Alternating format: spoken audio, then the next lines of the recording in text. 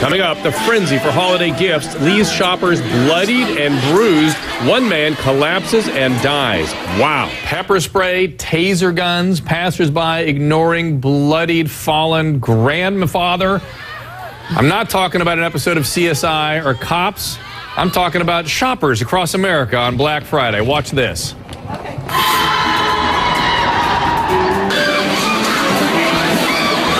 Probably thousands of people still here at this Walmart in Porter Ranch. LA City Fire is in the backside of the Walmart right now. They have a triage. They are treating these people for their minor injuries. It was just like a stampede, yes.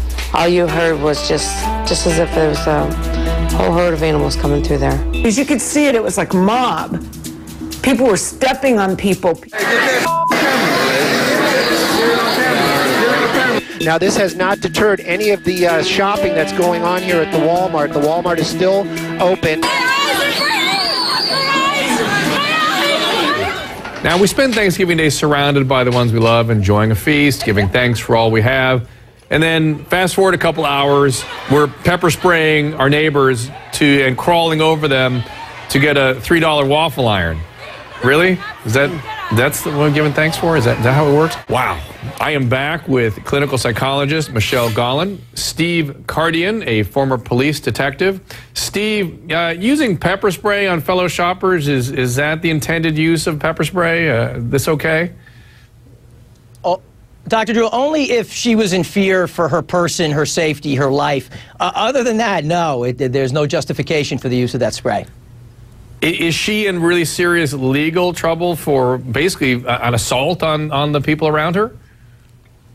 She could face, depending upon the statute in Los Angeles, to dispensing a chemical irritant, if you will, and likely more of a violation such as harassment. I don't think it's going to constitute an assault unless that state has a specific statute that relates back to using chemical spray on a person when you're not defending yourself. All right. So, yeah, she's got legal consequences. All right, no doubt. Now, we have more disturbing video from Black Friday. We're looking at the arrest here of a 54-year-old bloodied, unconscious grandfather at a Walmart in Buckeye, Arizona. Police say he was shoplifting, but the man's grandson told CNN that his grandfather grabbed a discounted video game, put it under his shirt so the other shoppers jostling him for the game wouldn't take it from him. The man has reportedly been charged with resisting arrest and shoplifting.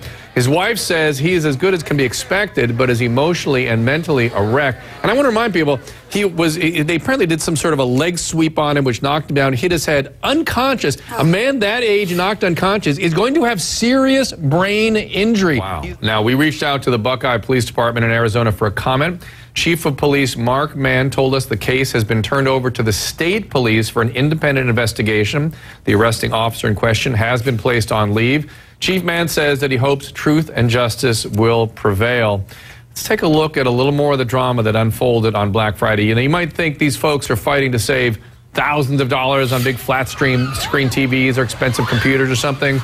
Well, what you're looking at here is a frenzy caused by get this, a $2 waffle iron. Oh, Steve, I don't know. I'm very supportive of law enforcement, and there's two things that occur to me. One was, what's with these officers that knock an old man to the ground till he's unconscious? Was that just, an unfortunate rogue event? Or is it the behavior of these crowds that has the cops so freaked out that they're behaving in a mob way themselves? Well, I think that police officers, they're above that, allowing the mob to do that to them. I've been teaching defensive tactics for more than 30 years. I've taught police officers all across the country, around the world. I don't teach a leg sweep. It's for the purpose of all that body weight falling to the ground. So they're going to have to take a look at their policy, see if that's an approved technique, and evaluate whether this was a trip, whether the man fell, or was it an intentional act to bring him to the ground.